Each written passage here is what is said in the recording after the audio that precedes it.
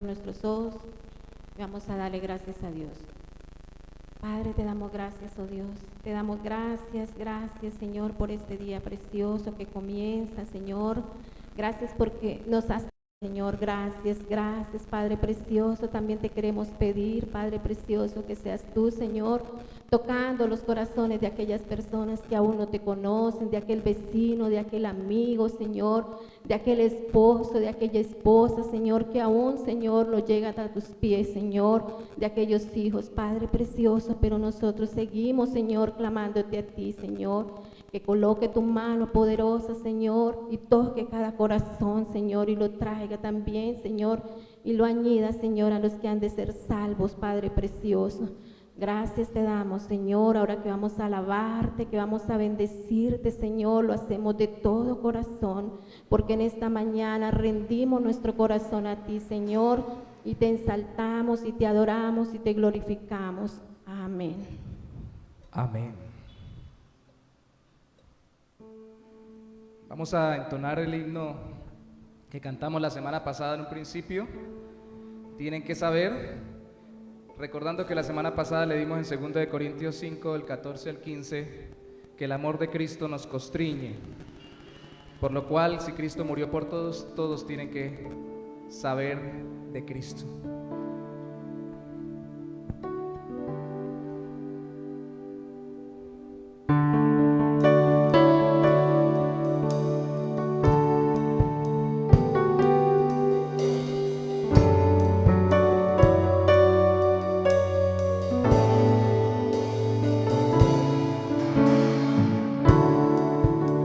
Cada día puedo ver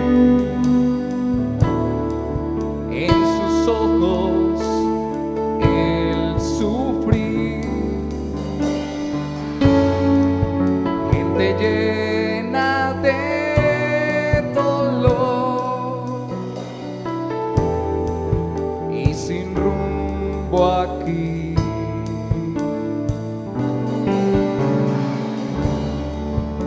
Angustia y soledad, llenos de temor, risa esconde su aflicción, solo Cristo ve.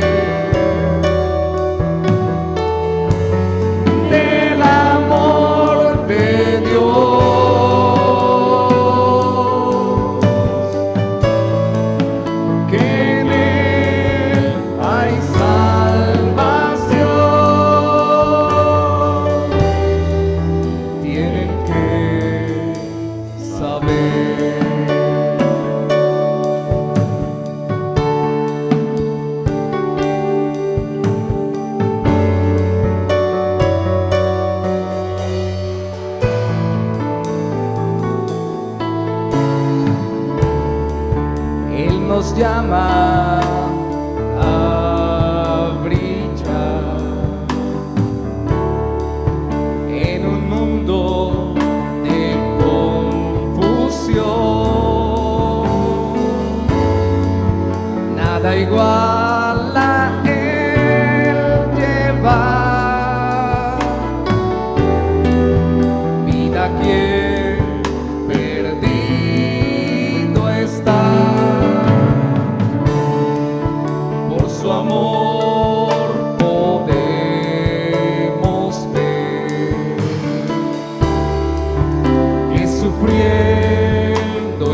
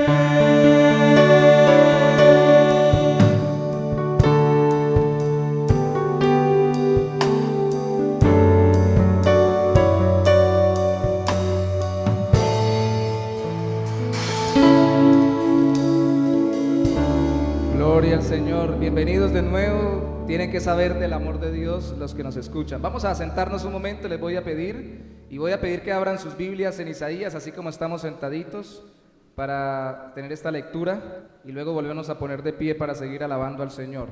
Isaías capítulo 53. Es un texto que nosotros recordamos, es un texto que ya hemos leído y que espero que hayamos estudiado, e incluso que muchas veces o varias veces debemos haber escuchado predicado. Pero no vamos a leer desde solo el 53, vamos a leer desde el 52:13. Dice: he aquí, Isaías 52:13, he aquí que mi siervo será prosperado, será engrandecido y exaltado y será puesto muy en alto. Como se asombraron de ti muchos, de tal manera fue desfigurado de los hombres su parecer, y su hermosura más que la de los hijos de los hombres. Así asombrará él a muchas naciones, a los reyes cerrarán ante él la boca, porque verán lo que nunca les fue contado y entenderán lo que jamás habían oído. ¿Quién ha creído a nuestro anuncio? ¿Y sobre quién se ha manifestado el brazo de Jehová? Subirá cual renuevo delante de él, y como raíz de tierra seca no hay parecer en él, ni hermosura. Le veremos, mas sin atractivo para que le deseemos, despreciado y desechado entre los hombres, varón de dolores, experimentado en quebranto. Y como que escondimos de él el rostro, fue menospreciado y no lo estimamos. Ciertamente llevó él nuestras enfermedades y sufrió nuestros dolores, y nosotros le tuvimos por azotado, por herido de Dios y abatido. Mas él fue herido por nuestras rebeliones, molido por nuestros pecados. El castigo de nuestra paz fue sobre él, y por su llaga fuimos nosotros curados. Todos nosotros nos descarriamos como ovejas, cada cual se apartó por su camino, mas Jehová cargó en él el pecado de todos nosotros. Angustiado él y afligido, no abrió su boca. Como cordero fue llevado al matadero, y como oveja delante de sus trasquiladores, enmudeció y no abrió su boca. Por cárcel y por juicio fue quitado, y su generación, ¿quién la contará? Porque fue cortado de la tierra de los vivientes, y por la rebelión de mi pueblo fue herido. Y se dispuso con los impíos su sepultura, mas con los ricos fue en su muerte, aunque nunca hizo maldad, ni hubo engaño en su boca. Con todo eso, Jehová quiso quebrantarlo, sujetándolo a padecimiento. Cuando haya puesto su vida en expiación por el pecado, verá linaje, vivirá por largos días, y la voluntad de Jehová en su mano será prosperada. Verá el fruto de la aflicción de su alma, y quedará satisfecho. Por su conocimiento justificará mi siervo justo a muchos, y llevará las iniquidades de ellos. Por tanto, yo le daré parte con los grandes, y con los fuertes repartirá despojos, por cuanto derramó su vida hasta la muerte, y fue contado con los pecadores, habiendo él llevado el pecado de muchos y orado por los transgresores. Este texto lo iba leyendo el etíope eunuco, y precisamente cuando le alcanzó Felipe le preguntó: ¿de quién habla? Usted y yo sabemos de quién habla, ¿cierto? De Cristo nuestro Señor. Así que vamos a cantar precisamente en la cruz, con el gozo de saber que es Cristo quien fue molido en la cruz por nuestros pecados. Este himno bautista.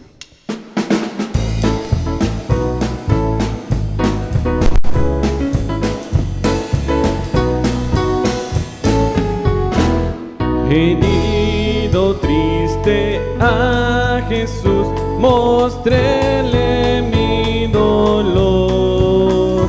Perdido, errante, vi su luz, bendíjome en su amor. En la cruz, do primero vi la luz, y las manchas de mi alma yo lavé.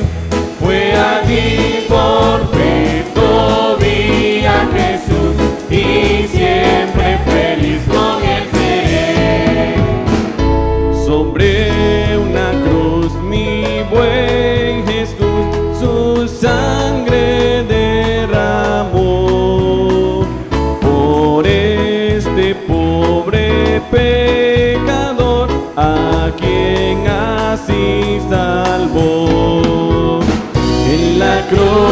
la cruz, lo primero vi la luz y las manchas de mi alma yo lavé. Fue allí por fin vi a Jesús y siempre feliz con él seré. Venció a la muerte con poder y el Padre le exaltó. Confiar en él es mi placer, morir no temo yo.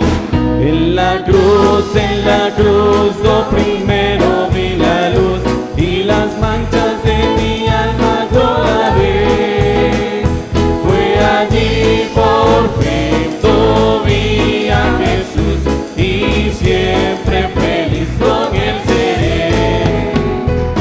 Aunque él se fue, conmigo está el gran consolador. Por él entrada tengo ya al reino del Señor. En la cruz lo primero vi la luz y las manchas de mi alma yo lavé. Fue allí por fin vi a Jesús y siempre feliz con él seré. Vivir en Cristo me da paz, con él habitaré. Ya yo soy y de hoy en más a nadie temeré. En la cruz lo primero vi la luz y las manchas de mi alma yo lavé. Fue allí por fin vi a Jesús y siempre feliz con él seré. Fue allí por fin vi a Jesús y siempre feliz con él seré. Y siempre feliz con él seré. Alabado sea el nombre de nuestro Señor. Vida abundante, Jesús ofrece vida triunfante de día en día. Él es la fuente de vida eterna que brota siempre en mi corazón.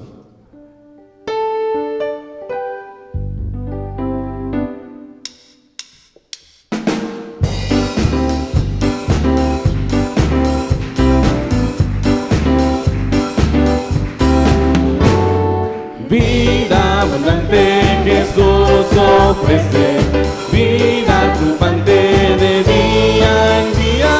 Él es la fuente de vida eterna que brota siempre en mi corazón.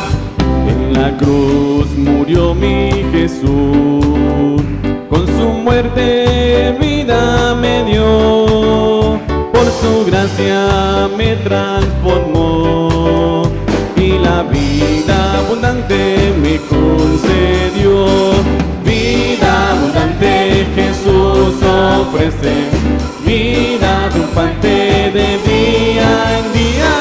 Él es la fuente de vida eterna que brota siempre en mi corazón. La mujer que fue y tocó el vestido del Señor, por su fe salud recibió y la vida abundante Jesús le dio.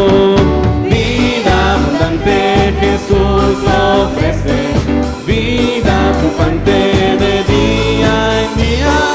Él es la fuente de vida eterna que brota siempre en mi corazón. En la cruz pidió el malhechor, de su alma la salvación. Vida eterna pudo alcanzar, pues la vida abundante Jesús le dio. Vida abundante Jesús ofrece, vida abundante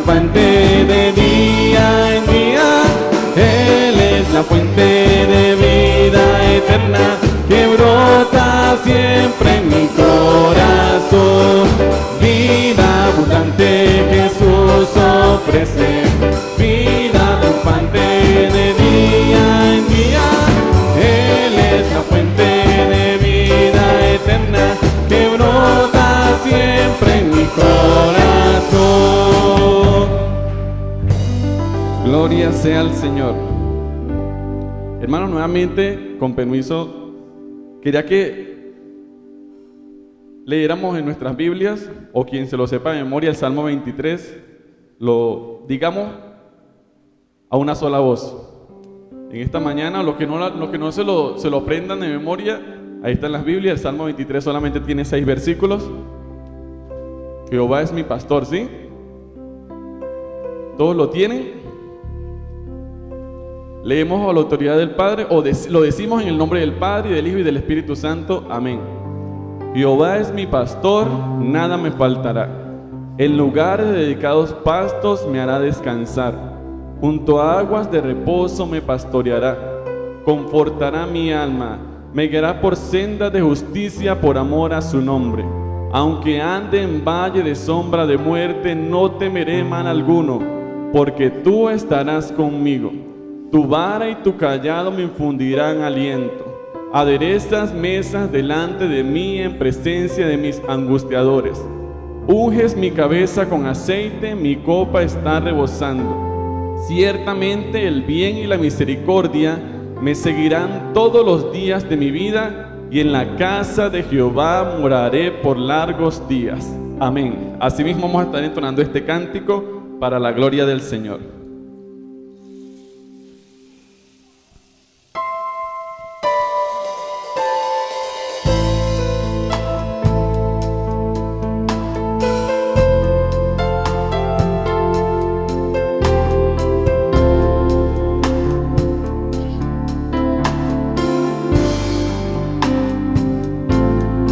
El Señor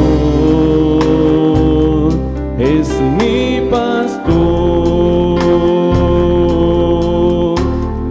nada me faltará.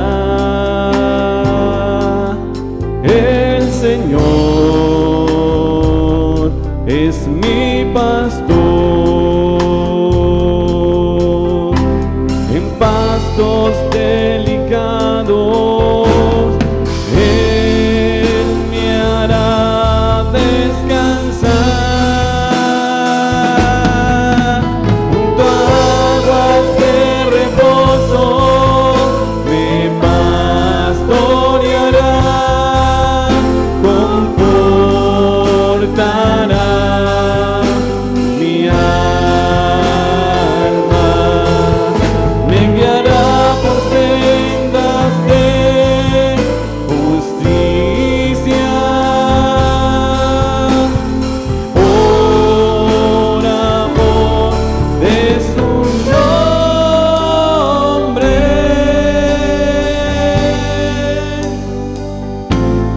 El Señor es mi pastor, nada me faltará. El Señor es mi pastor, nada me faltará. El Señor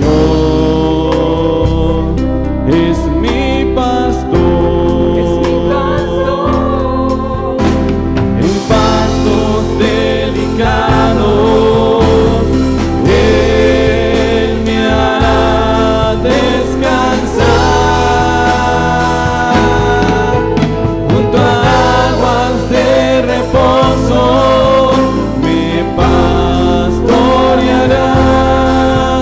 Confortará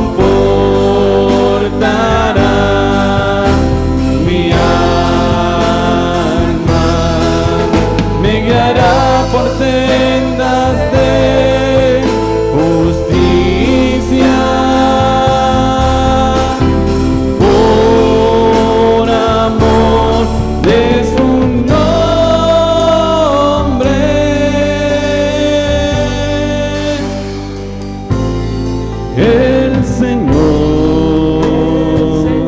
es mi pastor, nada me faltará, nada me faltará, nada me faltará, nada me faltará, y nada me faltará.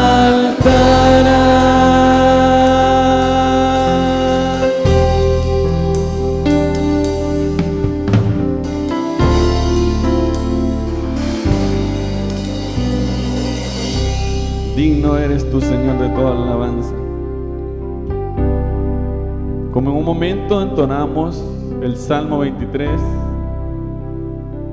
el Señor es mi pastor. Un pastor es quien cuida de sus ovejas. Un pastor es el que está al tanto de sus ovejas, que resguarda la vida de cada una de sus ovejas. Y nosotros somos tus ovejas, Señor. Nosotros aquí estamos cada día confiando y creyendo en ti, Señor. De que tu palabra es viva y es eficaz. De que tu palabra es para cada uno de nosotros. De que las santas escrituras fueron dadas para que cada día te conociéramos más, Señor. Para que cada día pudiésemos confiar y descansar en ti, Dios. Descansar aún en este mundo de afanes, en este mundo de tribulaciones, pudiésemos tener descanso y reposo delante de tu presencia, Señor. Y aquí está nuestra vida, Padre Celestial, entonando este cántico no solamente con nuestra boca, sino también con nuestros corazones, Señor, confiando de que tú estás pendiente de cada una de nuestras vidas, Señor, de que no nos dejas que nos revolquemos en ese lodo cenagoso, sino que nos sacas y nos limpias, Padre Celestial, de nuestros pecados y de nuestras maldades. Nos sacas de cualquier mancha que podamos tener, Señor, nos las limpias a través de tu preciosa sangre, Dios. A través de la sangre derramada en la cruz del Calvario, nuestras manchas han sido borradas y tenemos vestidura nueva para la gloria de tu nombre, Señor.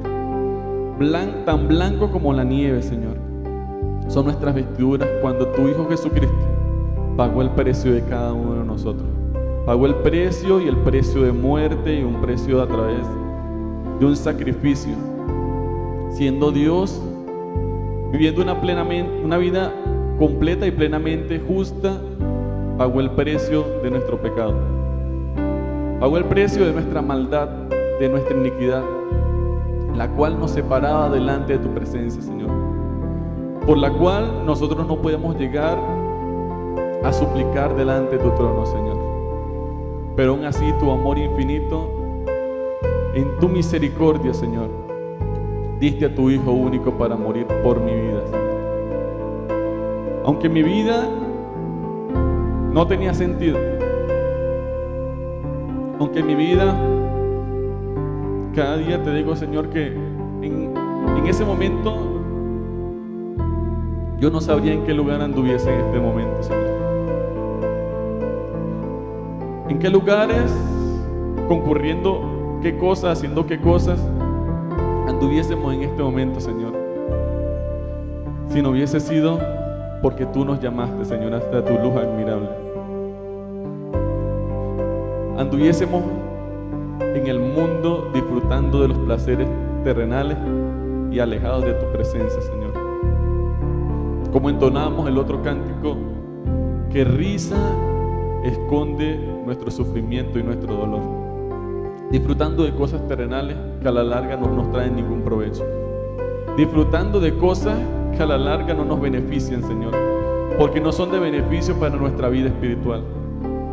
Pero tú, Dios Todopoderoso, has transformado cada uno de nuestros corazones, has cambiado nuestras mentes, Señor, y has renovado nuestros corazones de una manera muy especial para que tu gloria sea proclamada en la tierra, Señor. Ante ti estamos, Dios Todopoderoso, confiando de que tú estás pendiente de cada uno de nosotros y creyendo de que nada nos pasa por casualidad, porque todo tiene un propósito que viene de ti, Señor. Y queremos seguirte entonando esta canción, Padre.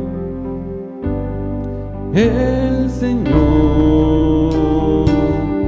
es mi pastor,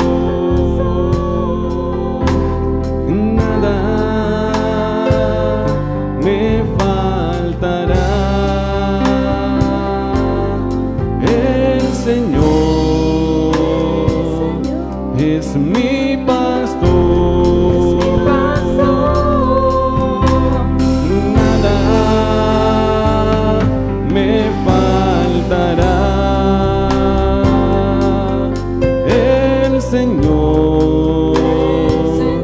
Es mi pastor, en pastos delicados, Él me hará descansar, junto a aguas de reposo me pastoreará.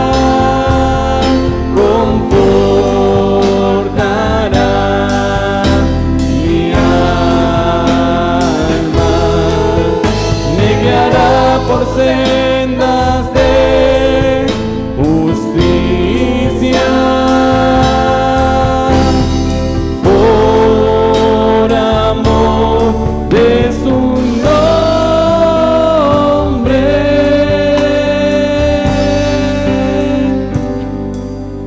El Señor es mi pastor. Es mi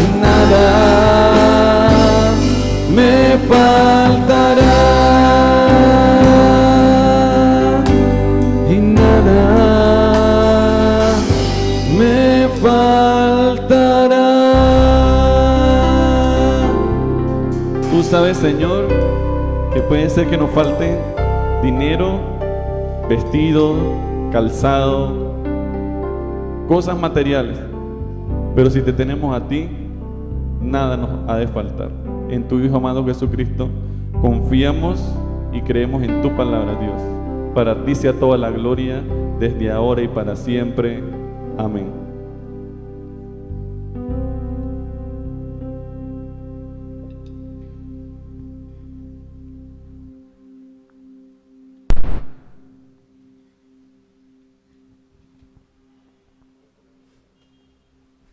Hermanos, asimismo vamos a estar orando por los diezmos y las ofrendas que hemos dispuesto en esta mañana, traer al Señor, traer al Folí. Vamos a darle gracias a Dios por todas sus bendiciones, aunque a veces le damos gracias solamente por las bendiciones que vemos sobrenaturales, también debemos darle gracias a Dios por las bendiciones que son tan naturales en nuestras vidas, como es que nos salga el sol, que nos haga caer la lluvia, de que podamos respirar, porque todo lo hace porque Él es Dios y a Él le place hacerlo así. Eterno Padre Celestial, en esta mañana continuamos delante de tu trono, Dios, enalteciendo y glorificando tu poderoso y soberano nombre. En esta mañana colocamos delante de tu trono, Padre Celestial, los diezmos y las ofrendas que hemos de venir a presentar delante de tu presencia, Señor. Te pedimos en el nombre de Jesús que seas tú quien las tomes como olor fragante delante de tu trono, Señor. Que vengamos con un corazón dispuesto, un corazón alegre a traer lo que te pertenece, Señor. Alegre a traer, Padre Celestial, para extender tu reino sobre la tierra. Extender tu reino sobre Bucaramanga, Santander, Colombia y el mundo entero, Señor. Te pedimos en el nombre de Jesús que seas tú quien las multipliques conforme a tu voluntad, con la Iglesia Bautista El Buen Pastor de Bucaramanga, Señor. Y que tu obra cada día puedas ir creciendo en cantidad y en calidad para tu nombre, Señor. En tu Hijo amado Jesucristo, ponemos nuestros corazones delante de tu presencia y cada día, Padre Celestial, queremos que seas tú quien nos bendiga para seguir aportando mayor para tu gloria, Señor. En el nombre de Jesús, gracias te damos. Amén. Hermanos, pueden ir pasando. Vida abundante Jesús ofrece, vida triunfante de día en día. Él es la fuente de vida eterna que brota siempre en mi corazón. Vida abundante Jesús ofrece, vida triunfante de día en día. Él es la fuente de vida eterna que brota siempre en mi corazón.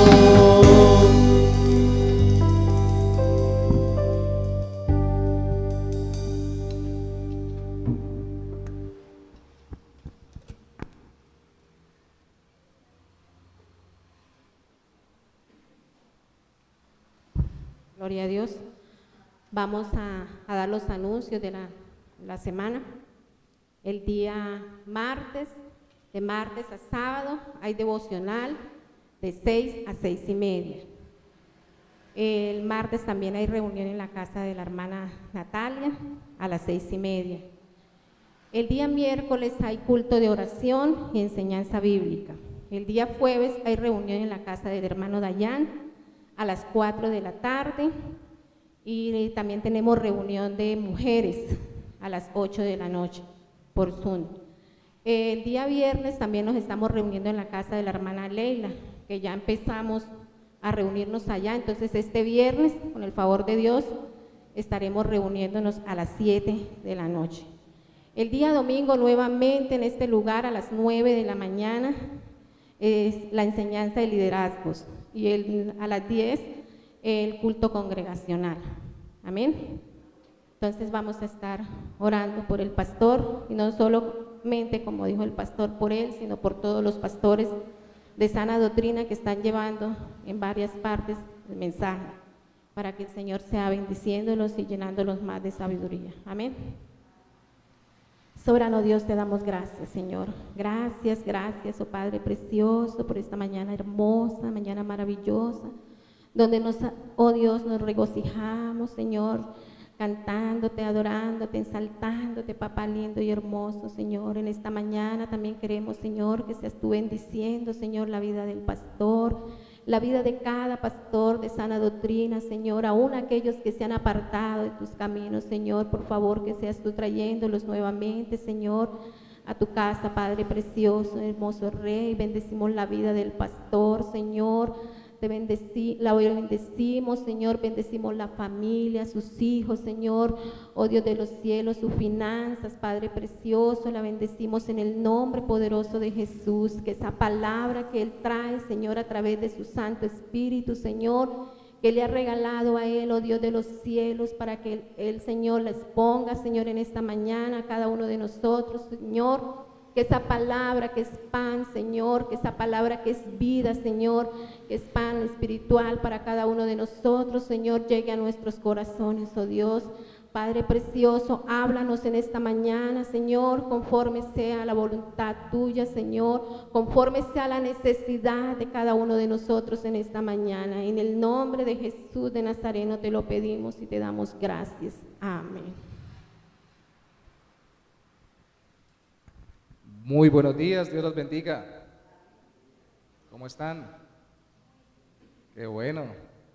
Vamos a compartir la palabra del Señor y vamos a continuar en el libro de los Hechos, en el capítulo 11. Hechos 11. La semana pasada vimos del 19 al 21, hoy veremos del 22 al 26.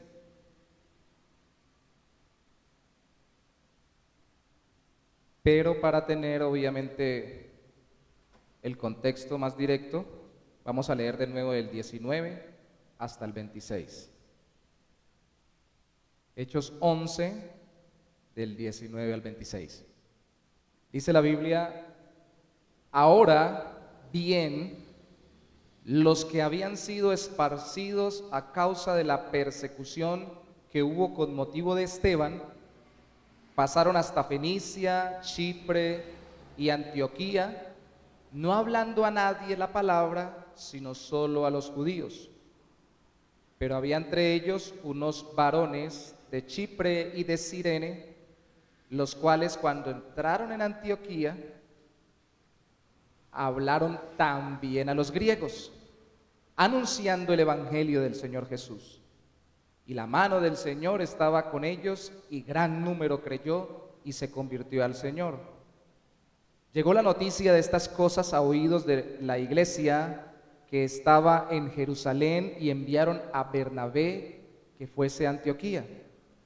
Este, cuando llegó y vio la gracia de Dios, se regocijó y exhortó a todos a que con propósito de corazón permaneciesen fieles al Señor, porque era varón bueno y lleno del Espíritu Santo y de fe. Y una gran multitud fue agregada al Señor. Después fue Bernabé a Tarso para buscar a Saulo, y hallándole le trajo a Antioquía. Y se congregaron allí todo un año con la iglesia, y enseñaron a mucha gente, y a los discípulos se les llamó cristianos por primera vez en Antioquía. Para empalmar mejor la serie de enseñanzas que pensamos la semana pasada, recordemos cómo de forma resumida dijimos con respecto a los primeros 3 capítulos que esta iglesia, que llegó a ser una iglesia misionera o multiplicadora, tuvo un inicio evangelizador y se consolidó como iglesia evangelizadora. Y dijimos, basado en los primeros 3 versículos que leímos, que hablaban la palabra, anunciaban el evangelio y veían la mano del Señor. Sencillo. Era muy sencillo lo que hacían, eran creyentes sencillos, no había ningún apóstol ni ningún creyente de renombre en medio de los discípulos del Señor Jesucristo o en medio de los apóstoles. Y así nació una iglesia que llegó a ser punta de lanza para la extensión del evangelio. Alguien dijo alguna vez que lo bueno es enemigo de lo mejor. Y eso es un dicho que pretende que no dejemos que en cualquier área de nuestra vida nos estanquemos. Y ellos estaban en una buena etapa, en un buen tiempo, iniciaron la iglesia, hubo multiplicación, veían la mano del Señor agregando personas que creían y se convertían, pero tenían que ser lo suficientemente humildes para dejarse exhortar y animar a avanzar. A veces nuestra falta de humildad se traduce en no dejarnos exhortar a cambiar cuando no se dan los resultados en cualquier área de nuestra vida, y queremos seguir haciendo lo mismo con los mismos malos resultados. Pero a veces también, cuando hay buenos resultados, pensamos que porque tenemos buenos resultados en cualquier área de nuestra vida, no debemos ser animados a revisar para avanzar más allá. Y esta iglesia tenía muy buenos resultados, era una iglesia que estaba expandiendo el reino de Dios. Y esta iglesia que expandía el reino de Dios, como cualquier iglesia que expande el reino de Dios, se debe dejar exhortar y enseñar para no dejar de hacer eso, dejar de expandir el reino y para hacerlo cada vez mejor.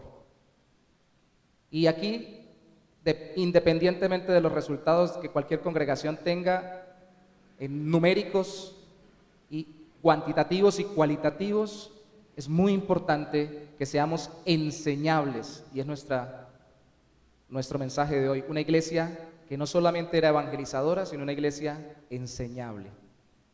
Y nos vamos a basar entonces en los versículos 22 al 26. Una iglesia enseñable, de acuerdo a esta iglesia, da a conocer la gracia del Señor. Versículo 22. Y la mano del Señor estaba con ellos, y gran número creyó y se convirtió al Señor. 22. Llegó la noticia de estas cosas a oídos de la iglesia que estaba en Jerusalén, y enviaron a Bernabé que fuese hasta Antioquía.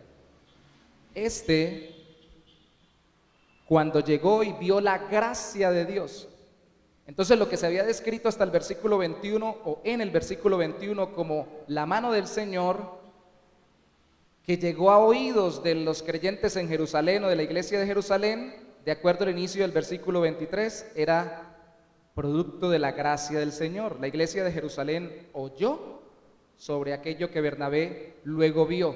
¿Y qué es lo que vio Bernabé cuando llegó a Antioquía? La gracia de Dios. El resultado de la gracia de Dios. Y entendemos la gracia de Dios no solamente como indulgente o perdonadora o como que transforma nuestro estado delante de Dios, sino también como capacitadora e impulsadora, como el poder de Dios para obrar conforme a su voluntad. Y ellos estaban predicando por la gracia de Dios. Y los resultados se estaban dando por la gracia de Dios, las conversiones. El gran número que se convirtió fue por la gracia del Señor. Y antes de ser enseñados continuamente por maestros, una iglesia tiene que ser enseñada siempre por el Señor. Y antes de que llegaran ya maestros de renombre como Pablo y como Bernabé en estos primeros versículos, después del versículo 21, ellos muy probablemente, y esto habla de su devoción para estar obrando en la gracia del Señor, eran enseñados por el Señor. Una congregación de hermanos necesita un liderazgo, pero si no está el líder, los hermanos no tienen prohibido acceder al Señor, al contrario, deberían más acceder al Señor porque no hay quien los organice, pero el Señor es el dueño de la grey, no el pastor o los líderes establecidos, nombrados u ordenados. Faltando un pastor o un líder, sigue estando el Señor del rebaño, como lo cantábamos hoy, el Señor es nuestro pastor. La gente pregunta, ¿esa es la iglesia del buen pastor? Y algunos jocosamente, sobre todo compañeros de ministerio, me preguntan, o sea que usted es el buen pastor. Y yo le digo, no, el buen pastor es Cristo, mire Juan capítulo 10. Yo no. Puede faltar el pastor, puede faltar un ministro ya ordenado, puede faltar aquel que trae la palabra más madura y más trabajada y que tiene el don de Dios para hacerlo, para enseñar, pero no puede faltar la devoción para dejarnos enseñar por el Señor. El Antiguo Testamento habla sobre esto, dice, serán enseñados por el Señor, y lo cita el Nuevo Testamento. Tenemos al Espíritu de Dios, tenemos la palabra de Dios, tenemos a Cristo el Señor, y por eso ellos estaban siendo dirigidos por Dios. Pero cuando llega Bernabé, llega porque la iglesia de Jerusalén supo, y la iglesia de Jerusalén mandó a verificar si era obra de gracia. O sea, ¿qué está pasando allí? Porque hay que dejar en claro algo, un gran número no necesariamente es producido por la gracia. Un gran número de personas se puede congregar en un lugar y no necesariamente es por la gracia salvadora y santificadora del Señor. Es por la gracia común o misericordiosa que Dios permite que muchos se junten y tal vez generen una turba que termine en un delito. Mucha gente no significa gracia salvadora del Señor necesariamente. Y lo más de cuidado que debemos tener es que incluso mucha gente puede estar reunida en un local o en un sitio citando la Biblia y supuestamente presentando el Evangelio, y que no sea realmente la gracia del Señor, porque realmente están distorsionando el Evangelio y no viviendo conforme a la Biblia, y muy lejos del Señor. Y puede haber gran número, porque para reunir gran número de personas hay muchas estrategias. Y alguna vez dijo un pastor, creo que fue el pastor Miguel Núñez, le escuché decir, usted puede tener una iglesia muy grande y hacer todo lo que hace en una iglesia muy grande sin la gracia del Señor. Hay muchas estrategias para hacerlo, humanamente hablando. El asunto es que había que verificar, y esto habla mucho mejor de estos creyentes que aún no tenían un pastor o alguien renombrado para dirigirlos, porque ellos dejaron con humildad que los verificaran, aceptaron que vieran qué estaba pasando en ellos por medio de Bernabé, porque aquí no dice que hubo ninguna oposición, como quienes rinden cuentas, sencillamente que revisen a ver si estamos bien. Entonces ellos lo que querían era que lo que estuvieran haciendo, lo estuvieran haciendo bien. Cuando uno se deja revisar o rinde cuentas individualmente, pero como iglesia, no está diciendo que uno desconfíe de lo que hizo, está diciendo yo quiero hacerlo bien, y yo no me las sé todas, y yo quiero ser ayudado, yo quiero tener un espíritu enseñable para ver si lo estoy haciendo bien. Y la iglesia debe ser enseñable para no estancarse en el punto donde va. Entonces es una iglesia que quería hacerlo bien, y por eso dio a conocer la gracia del Señor y se dejó verificar por medio de Bernabé, enviado por la iglesia de Antioquía. El segundo punto es que acepta el llamado. a permanecer fiel. Hechos 11:23 dice que después que vio la gracia del Señor, Bernabé se regocijó. Y esta palabra, subráyala en su mente, por favor. Exhortó a todos a que con propósito de corazón permaneciesen fieles al Señor, porque era varón bueno y lleno del Espíritu Santo y de fe, y una gran multitud fue agregada al Señor. Uno diría, pero bueno, ¿ya no verificaron que fue la gracia del Señor la que inició esto y la que estaba continuando esto? ¿Para qué exhortarlos? Regocíjese.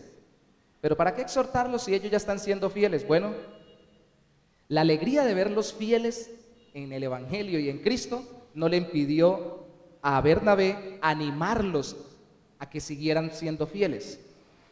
Y es que tenemos que entender que la fidelidad va más allá de un buen momento, de un buen resultado, de una temporada.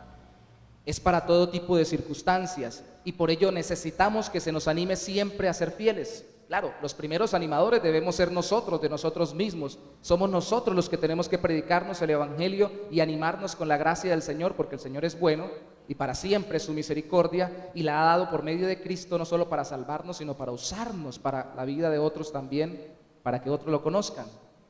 Pero debemos recibir cuando alguien nos anima, y eso habla también de su enseñabilidad, si esa palabra se puede decir o si existe.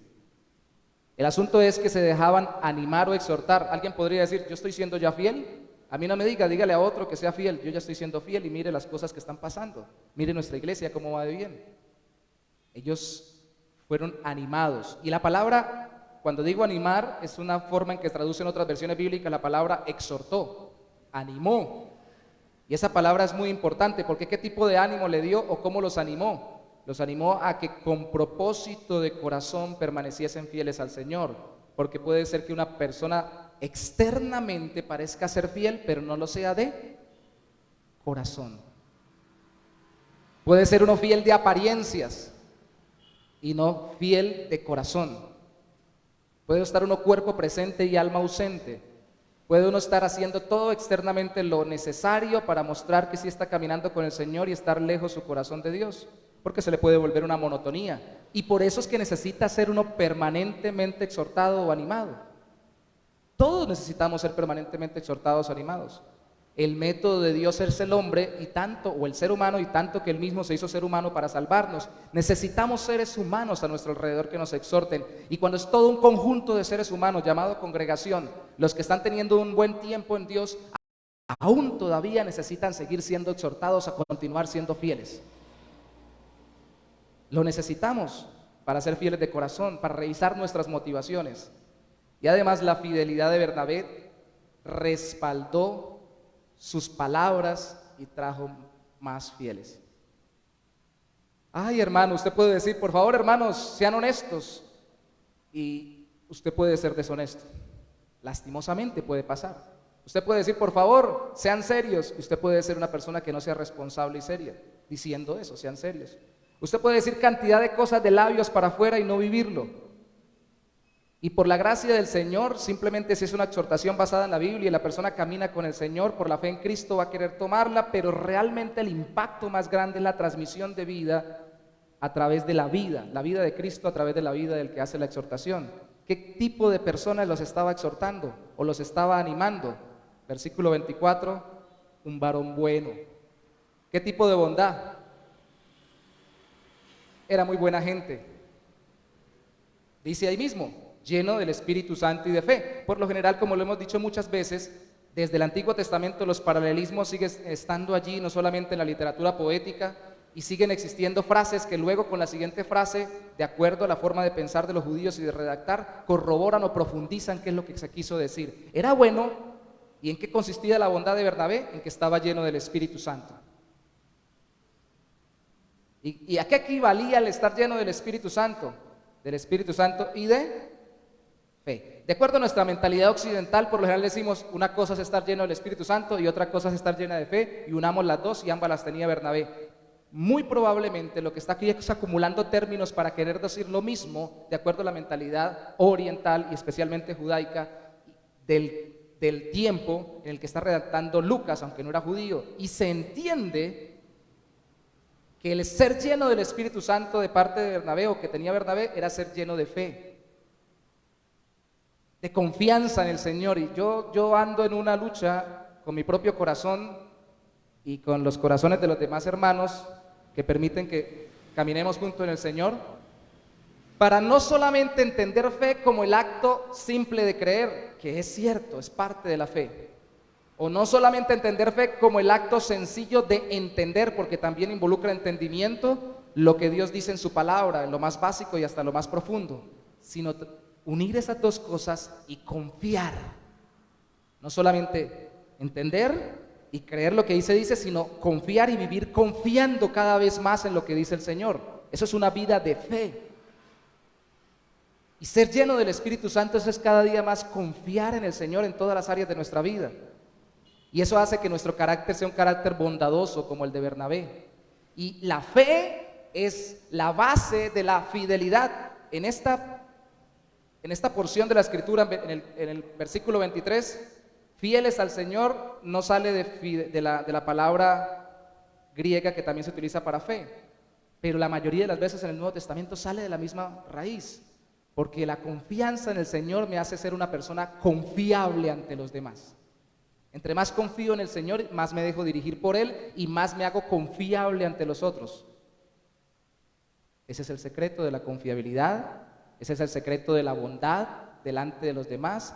Y ese es el secreto de ese tipo de liderazgo, que no es un liderazgo impuesto, no es un liderazgo establecido por nómina o por nombramiento, no es un liderazgo establecido por conveniencia, sino porque sencillamente esta persona es confiable. Y es confiable porque confía en el Señor. La vemos como alguien bueno para confiar en ella, o buena para confiar en ella. Así era Bernabé, y por eso se hace mucho más sencillo decirle a la gente, cuando uno va desarrollando más confianza con el Señor, decirle: sean fieles, porque estamos diciéndoles, sigan confiando en el Señor y no dejen de hacerlo. Han confiado hasta el día de hoy y los has traído hasta aquí en su vida individual, pero ahora en su vida congregacional como iglesia, sigan confiando, porque el Señor los quiere llevar a más en su vida espiritual, a más en su vida congregacional. ¡Wow! Vamos a ir a Hechos capítulo 4 para ver un punto sobre el mismo Bernabé. Hechos capítulo 4, versículo 36 al 37. Porque alguien podría decir, qué bonito suena eso, pero solamente de un versículo y sacado de una palabra y traducida de una forma que parece muy conveniente. Hechos capítulo 4, versículo 36. Vamos a ver qué tipo de bondad, llenura del Espíritu Santo y fe le hacía ser confiable y ser capaz de exhortar a la fidelidad a Bernabé. Hechos 4, versículo 36 y 37 dicen: entonces José, él no se llamaba Bernabé, José, a quien los apóstoles pusieron por nombre Bernabé, por sobrenombre, gracias hermana, sobre el nombre, que traducido es hijo de consolación. ¿Recuerdan que les pedí que por favor resaltaran en Hechos 11 la palabra exhortó? Pues viene del griego, del verbo griego, que viene también la palabra que aquí se traduce consolación, que es la palabra que traduce cuando el Señor Jesucristo presenta la venida del Espíritu Santo como el otro consolador, que algunas versiones lo traducen como ayudador. Bernabé exhortaba, y cuando exhortaba animaba y ayudaba a que la gente fuera fiel, porque él mismo era conocido como un hijo de ayuda, de consuelo, de consolación, de ánimo. Y esto es un hebraísmo, cuando se dice en la Biblia hijo de, quiere decir que tiene la característica. Los hijos de desobediencia se caracterizan por desobedientes, y los hijos de consolación se caracterizan porque son consoladores, porque son ayudadores, animadores, y por eso le pusieron este sobrenombre, Bernabé. O sea que ya tenía fama. Levita era él, era judío, natural de Chipre, y miren lo que hizo. Ayudaba, animaba con todo lo que él era y con todo lo que tenía. Verso 37. Como tenía una heredad, la vendió y trajo el precio y lo puso a los pies de los apóstoles. Alguien dice, yo ayudo con mis oraciones, pero hasta ahí. Pues cuando uno quiere ayudar, uno ayuda con todo, ayuda con tiempo, con oraciones, con esfuerzo. Hay que empujar el carro, ya le llamo a alguien. Yo recuerdo, para ilustrar con una anécdota, yo recuerdo cuando estaba en un laboratorio farmacéutico, estábamos en Bogotá, al lado de una bomba de gasolina en esta localidad, se llama creo que Mosquera. Estábamos unas semanas allí en capacitación, unos días, y éramos varias personas trabajando en esa empresa y habían otros 2 hombres aparte de mí, creo, y el resto eran mujeres, pero los otros 2 hombres, el uno de la costa y el otro de allí de Bogotá, pero viviendo en Villavicencio, supuestamente eran muy amigos, mi hermano, mi amigo, y eran las expresiones para allá y para acá, y como uno era costeño, pues era muy espontáneo en publicar su amistad. Y recuerdo que el que venía de Villavicencio trajo su carro, se vino en carro desde allá, pidió que no lo mandaran por avión porque más se demoraba en esperar el avión, venir, aterrizar, esperar hasta llegar, que en venirse directamente de Villavicencio en su carro. Y el carro, él se fue, como estaba ahí, y era bogotano, radicado en Villavicencio, pero bogotano, se fue, después de la jornada del día, se fue a visitar a unos familiares, y se varó con el carro, o más bien se le varó el carro a él, unas 10 cuadras, creo, 1 kilómetro por ahí, por esa carretera, esa vía hacia Mosquera. No era tan empinado, recuerden ustedes que todo eso es llano, en medio de ese frío de Bogotá, y llamó a su amigo, y el amigo me llamó a mí, me tocó la habitación y me dijo: Yorley, el amigo dijo que se varó. Bueno, hay que ayudarlo, ¿qué hay que hacer? No, me dijo que fuera a empujarle el carro. Yo no voy a ir, me dijo él. Vaya usted. Le dije: pero el amigo es usted. O sea, yo también soy amigo, pero el amigazo es usted, y usted más grande que yo y tiene más fuerzas que yo. Para recortar la historia, a mí me tocó ir, él no fue, y casi me muero después de ayudar a empujar ese carro durante varias cuadras. Literalmente llegué ahogado a meterme la cabeza entre las piernas en ese momento en el local, empujando ese carro. Yo, que no tengo mucho ejercicio, hice el esfuerzo. Un amigo, un hijo de consolación, un hijo de ayuda, un hijo de aliento, lo que hace es ayudar cuando se necesita. La cuestión es que uno ayuda con lo que tiene, y si lo que le están pidiendo, porque lo que necesitan es un empujoncito y yo puedo darlo, pues un empujoncito damos. Y en ese momento vio Bernabé que lo que necesitaban era finanzas, y él tenía una heredad, es decir, un terreno que vendió, y estaban compartiendo todo. Recuerden la dinámica de Hechos de los Apóstoles que se describe en los primeros capítulos, de los discípulos, y compartían todo, lo tenían por común, y ahí está: lo que vendí lo pongo a disposición, y lo entregó. O sea que si a él le hubieran pedido empujar el carro, seguramente lo hubiera empujado. Los carros no existían obviamente en ese tiempo, a no ser los carruajes de caballos. El asunto es que le caracterizaba el alentar, ayudar y animar a las personas individualmente, a los creyentes especialmente, y a las congregaciones, como vemos en Antioquía. Obviamente alguien dirá: con una persona así, pues uno se deja enseñar, uno se deja exhortar, se deja animar. Pero resulta que a veces las personas no son perfectos hijos de consolación, y consuelan y ayudan, pero no lo hacen de forma perfecta como uno quisiera que lo consolaran. Me animó, pero no me gustó como me lo dijo. Nos animó, pero no me gustó como nos exhortó. Y pasa cuando se está predicando, porque recuerden que las predicaciones son la exposición de la palabra, que ya no es una profecía, sino la exposición de la palabra profética segura, que es la Biblia, y que, como 1 Corintios hablaba de la profecía en su momento, tiene que ser para consolar, para exhortar y para edificar. Y alguien dice: pero no me gustó, lo que dijo está bien, tengo que cambiar, pero a mí no me gustó como me lo dijo. Necesitamos bajar los niveles de exigencia de cómo queremos que nos digan las cosas. Y ya no estoy hablando como creyentes solamente, sino como iglesia en general. Si queremos avanzar y no estancarnos hasta donde Dios nos lleva, necesitamos es abrir nuestros oídos y escuchar, porque no hay nadie tan sencillo o tan simple para exponer la Biblia como para que Dios nos lo use y me anime, me exhorte y me ayude a continuar siendo fiel al Señor.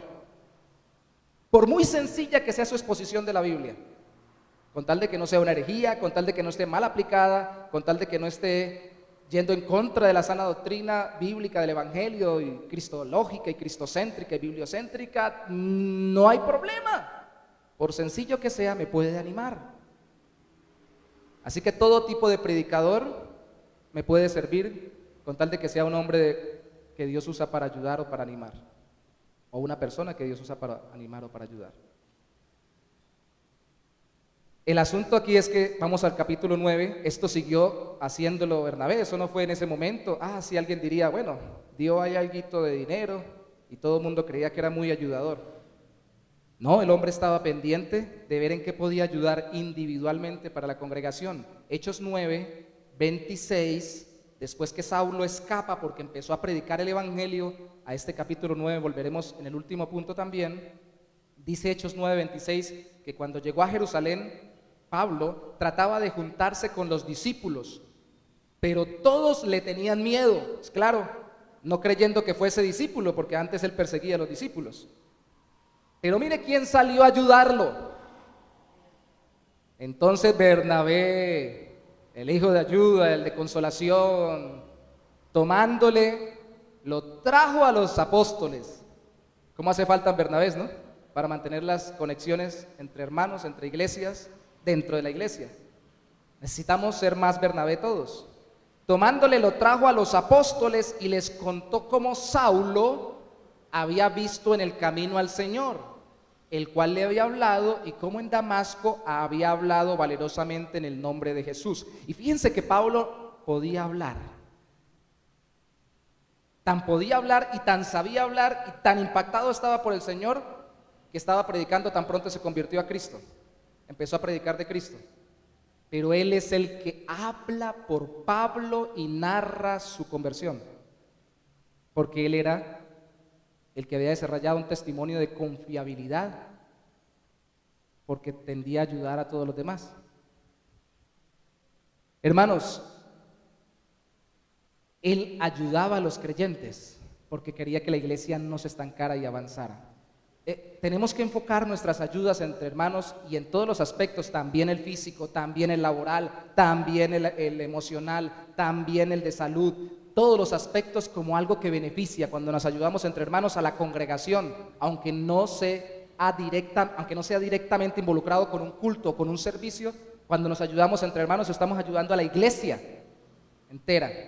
Y si aquí había un hombre que Dios estaba utilizando para dar testimonio de Cristo y que era una gran arma en el arsenal evangelístico del Señor, ¿por qué la vamos a desaprovechar? Venga para acá, ¿cómo le van a tener miedo si Dios lo transformó? Y él estaba haciendo la obra, Bernabé.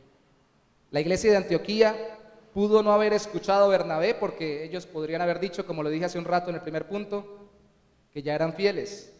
Pero al dejarse animar por él, se hicieron más fieles a Cristo en medio de su ciudad. Y volviendo al texto en Hechos capítulo 11, en el versículo 24, vemos que al final dice, una gran multitud fue agregada al Señor. Vemos que en el versículo 21 se habla de que se convirtieron al Señor, y vemos que después de la visita de Bernabé, versículo 24, gran multitud fue agregada al Señor. Todavía podían avanzar más. Ya habían visto la mano del Señor, pero todavía había más de parte del Señor. Y necesitaban ser enseñables para dejarse exhortar. Una vez más, exhortar puede ser visto como ánimo o puede ser visto como un regaño. Y yo sé que hay formas de exhortar, formas de llamar la atención que a nosotros nos pueden parecer totalmente salidas de tono y de contexto. Pero una vez más, si queremos ser enseñables, tratemos de bajar los niveles de exigencia sobre cómo queremos que se nos llame la atención y se nos anime y se nos exhorte o se nos ayude a seguir adelante y seguir siendo fieles. Porque si no nos dejamos ayudar de nadie. Una iglesia enseñable. Y el punto 3, luego de haber visto en el punto 1 que ellos no querían hacerlo mal sino bien, la obra de la gracia del Señor, y no querían dejar de hacerlo según el punto 2 y por eso se dejaron exhortar. En el punto 3 podemos decir que querían hacerlo mejor si era posible, y por eso recibieron no solo la exhortación de Bernabé, sino la enseñanza de Pablo, que les dio más identidad en Cristo. Versículo 25 dice, después fue Bernabé a Tarso para buscar a Saulo. Entonces este no se quedó quieto, los exhortó y se produjo un cambio y dijo, no, voy a buscar a Saulo, ¿qué se sirve? Está bueno para acá, para que esta gente profundice sus raíces. Es lo que se deduce por lo que pasó luego en el siguiente versículo. Sus raíces en Cristo. Y hallándole a Pablo, le trajo a Antioquía.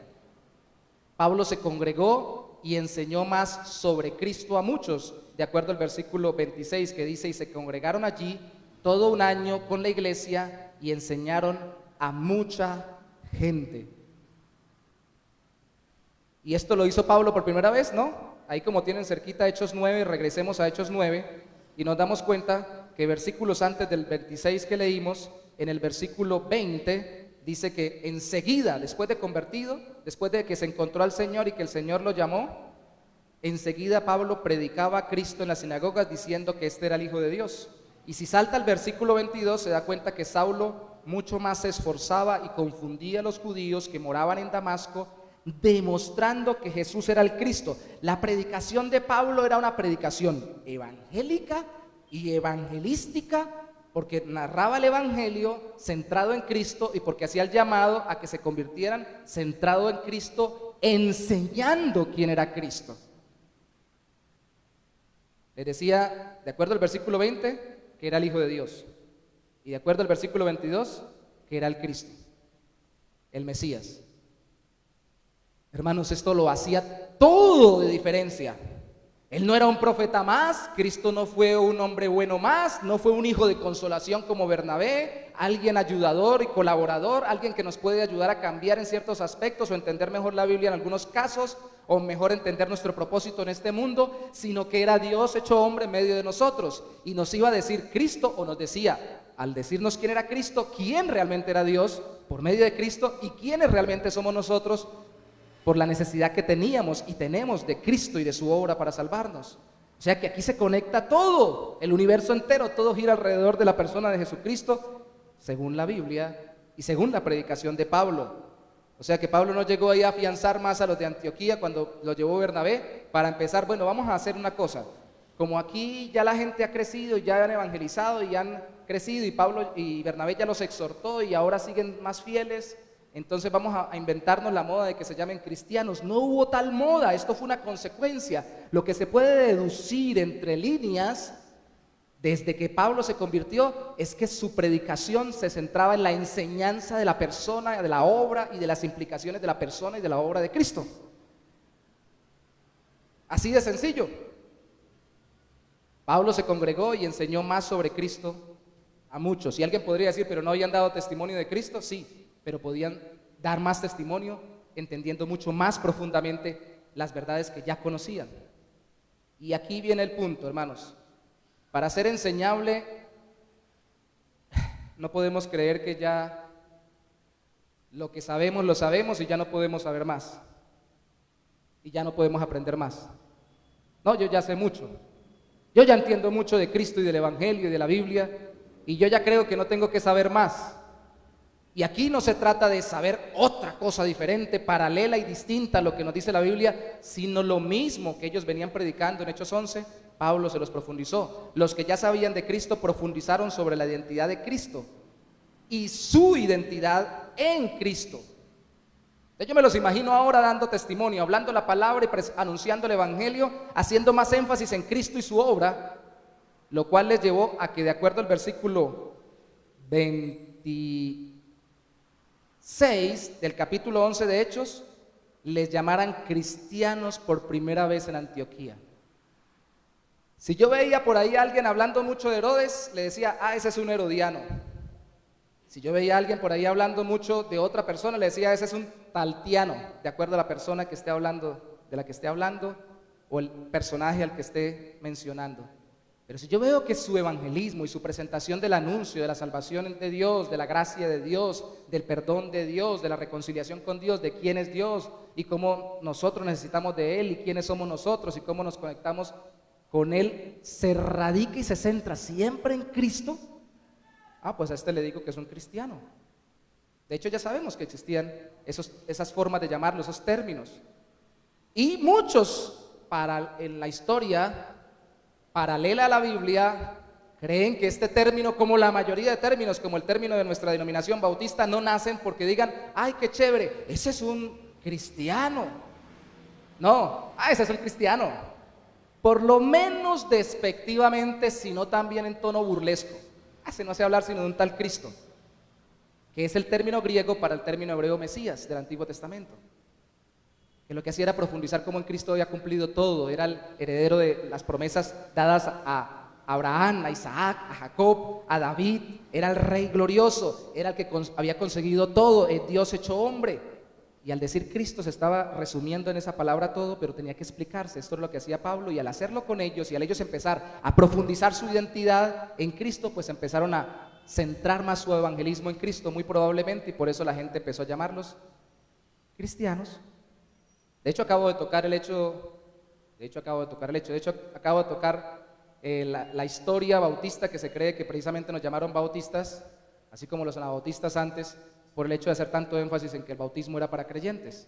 Pero al principio, de acuerdo a la historia, los bautistas no querían que se les llamaran bautistas porque había una especie de estigma contra los anabautistas, los rebautizantes, porque habían tenido una revuelta política en una ciudad de Alemania, de lo que hoy es Alemania.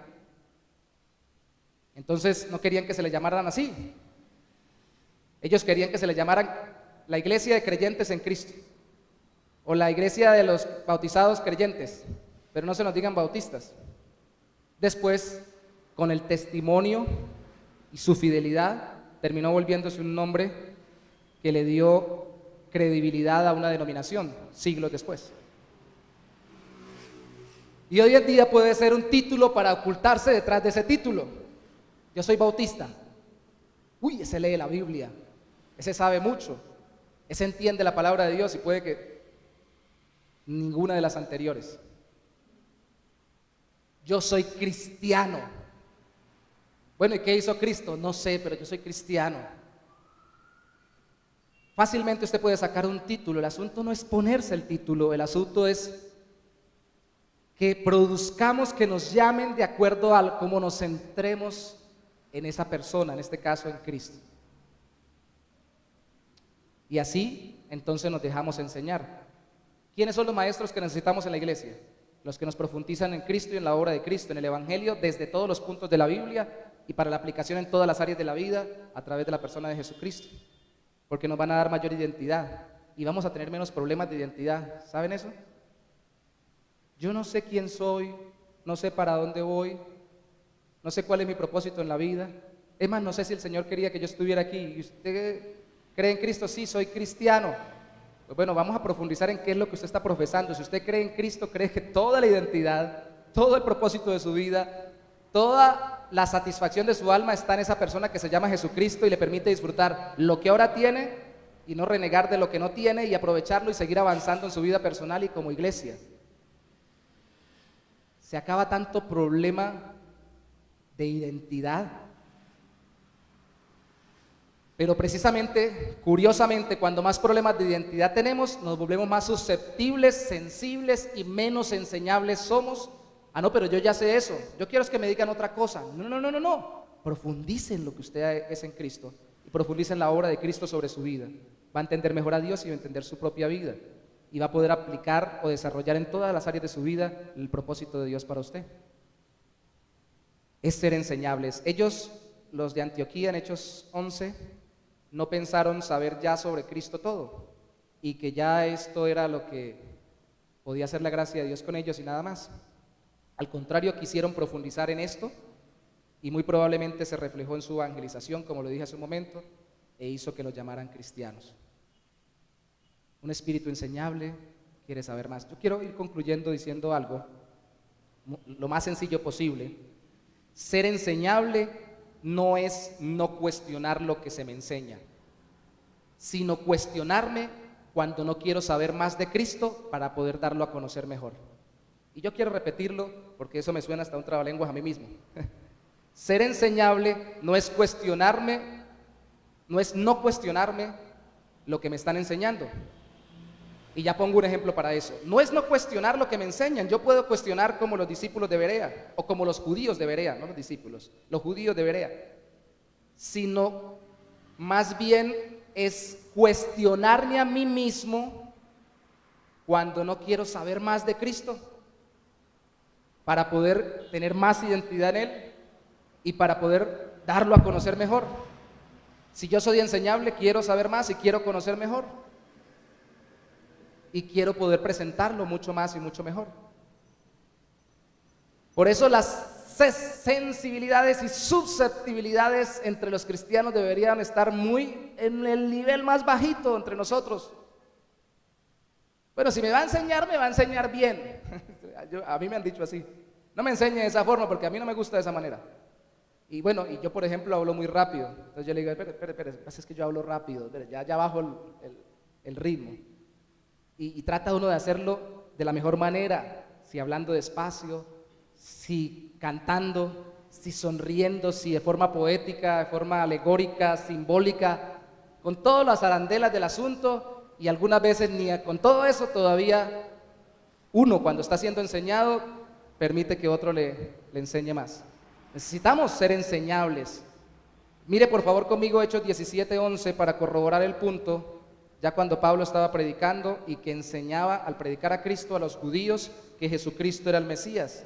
Yo sé que muchos ya saben este texto o por lo menos recuerden su contenido. Hechos 17:11 dice, y estos, los judíos de Berea, eran más nobles que los que estaban en Tesalónica. ¿Dónde estaba su nobleza? Que en todo lo que le decían, sí Señor. No, su nobleza estaba en que recibieron la palabra con toda solicitud o con disposición. ¿Cómo se veía esa solicitud o disposición? Escudriñando cada día las escrituras para ver si estas cosas eran así. No todo lo que se diga desde un púlpito está bien. Y de hecho mucho de lo que se dice desde un púlpito puede que no sea directamente una herejía, pero por lo menos son imperfecciones y muchas veces imprecisiones. Porque ninguno es predicador perfecto, ni estamos desde el púlpito anexándole más revelación a la Biblia. Pero hermanos, estos hombres eran nobles porque podían ir a la Biblia. Y hoy la pregunta es, no si la gente cuando escucha la predicación va después a ver la Biblia, sino si alguna vez van a la Biblia. Dice, llegan y no han ido a la Biblia, se van y tampoco van a la Biblia. ¿Dónde está la nobleza de querer conocer y querer saber si lo que se les está enseñando? Y ellos no iban a una Biblia como esta, con cierre, bien bonita, letra grande. Ellos iban a los rollos del Antiguo Testamento, a ver esta interpretación que nos dio Pablo de parte de Cristo, de parte del Espíritu Santo, si es que lo que dice Pablo de Cristo es cierto y si nosotros debemos entregarnos a Él y ahora cambiar nuestra vida, nuestra forma de ser y tener una identidad en Cristo distinta. Vamos a ver. Y alargaban el rollo. Y busquemos a ver, ¿dónde fue que dijo Pablo? Pablo dijo por ahí, lo que leímos en Isaías 53, no tenían capítulos, dijo por ahí que citó que le veremos sin hermosura para que le deseemos y el castigo de nuestro pecado es sobre él por sus llagas. Aquí está en esta parte del rollo de Isaías. Esto es lo que enseñó Pablo. Imagínense al etíope eunuco que lo mencioné antes de que cantáramos el himno en la cruz. Caminando, no, andando, sí, en un carruaje seguramente cuando lo alcanza Felipe en Hechos capítulo 8. Iba en el carruaje, en una carretera destapada y con un rollo, e iba indagando y leyendo. ¿Dónde está la nobleza y en la enseñabilidad? En que usted quiere aprender del Señor. Entonces, como usted quiere aprender al Señor, indaga en la Biblia. Entonces usted escucha a todo aquel que le abre la Biblia y le muestra al Señor desde las Escrituras. Iglesia, si queremos saber más de Cristo, debemos ser más enseñables de esa forma. Y entonces Dios nos moverá más y más de acuerdo a su voluntad, individualmente como familias y como congregación. Una iglesia enseñable no es que no cuestione nada, sino que primero se cuestiona a sí misma cuando no quiere saber más o no se deja enseñar más sobre Cristo, porque quiere dar más a Cristo a conocer. ¿Qué tal si nos ponemos sobre nuestros pies para orar precisamente por un espíritu de enseñabilidad? No es un espíritu diferente al Espíritu Santo, obviamente. Cuando digo espíritu me refiero a un deseo, a un ánimo de dejarnos enseñar. Y los felicito porque si me soportan a mí con lo rápido que hablo y con lo enredado que a veces me pongo yo mismo, quieren dejarse enseñar. Ahora el sonido está mejor. Yo felicito a la iglesia y a los hermanos que se han seguido congregando y los que estuvieron antes de esas espumas lo saben. Todos estos años los que han venido definitivamente era porque han querido aprender del Señor algo más. Porque si ahorita se les parece que hay mucho eco, antes había mucho más eco. Y era más complejo ir a mí y a cualquiera. pero podemos ser más enseñables aún. Pidámosle al Señor un espíritu humilde, que se deje enseñar de Él directamente y a través de otros. Señor, necesitamos más humildad. No porque queramos exhibir nuestra humildad, sino porque queremos quitar la barrera del orgullo, de la jactancia que a veces no la alcanzamos a percibir precisamente porque nos nubla la mirada. Sabiendo algo o recibiendo algo de ti que ya sabemos sobre ti, sobre nosotros, sobre la relación contigo en Cristo, pareciera que nosotros lo hubiéramos aprendido por nuestras fuerzas y no lo hubiéramos recibido de gracia. Y a veces en nuestro concepto interno ponemos barreras para que tú nos sigas enseñando, con excusas, Señor, de que esa persona enseña mal, de que fulanito de tal no sabe explicar, de que perencejito no lo dice de la forma como debería decirlo. Señor, nosotros necesitamos ser enseñados por ti. Que tu Espíritu Santo nos redarguye y nos transforme a través de la lectura de tu palabra y de la oración. Pero también necesitamos ser enseñados por ti a través de otros, porque eso transformará nuestro carácter a la imagen del de Cristo. Qué manera la de nuestro Señor de someterse a quienes infinitamente menos sabían que Él, y eran infinitamente menores que Él, y como cordero enmudeció cuando fue llevado a la cruz, como oveja que era llevada al matadero. No es posible, Señor, tener tanta sabiduría a mis ojos y a los ojos humanos y al mismo tiempo tener tanta humildad y sencillez. Siendo Dios, se dejó enseñar desde niño, un gran misterio para nosotros, por sus padres en muchas cosas, y fue obediente y se sometió a las leyes judías y a lo establecido en esa época y a lo que dice tu palabra en obediencia. Esa humildad es la que queremos que crezca en nuestro corazón, Señor. Esa sencillez de alma que no pone barreras, que no monta diques o pone abismos de distancia entre aquellos que tú quieres usar para que nos enseñen y moldeen nuestro carácter, porque aquí no se trata tanto de conocer, se trata de identificarnos más con Cristo y ser transformados con un carácter más como el de Él, para poder predicarlo más conforme a tu voluntad. Ayúdanos, Señor, que podamos ser más enseñables y tener un carácter más cristiano para poder predicar a Cristo, y para que ni siquiera haciendo énfasis en que somos cristianos, los demás puedan ver a Cristo en nosotros, a pesar de que aún somos imperfectos. Ayuda a la iglesia, Señor, a avanzar, porque hasta aquí tú nos has sostenido. Estamos muy lejos de ser la iglesia de Antioquía, estamos muy lejos de ser iglesias que hoy en día estén siendo usadas como la de Antioquía, no solamente en números, sino en forma, en contenido, en talante, en carácter. Pero queremos ser enseñados por ti, queremos ser enseñables, Señor. Ayúdanos, danos un espíritu humilde que se deje enseñar. Te lo pedimos en el nombre de Jesús. Amén y amén. Mi hermana va a orar por nosotros para despedirnos en esta mañana.